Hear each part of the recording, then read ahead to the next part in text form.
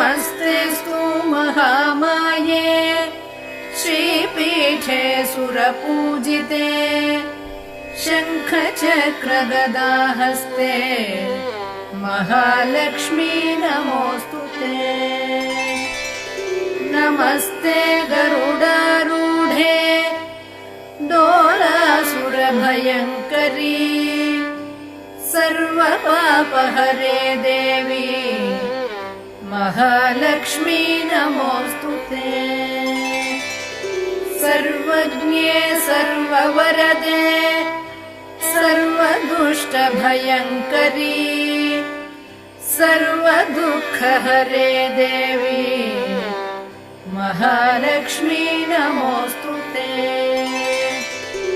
सिद्धिबुद्धिप्रदे देवी भुक्तिमुक्ति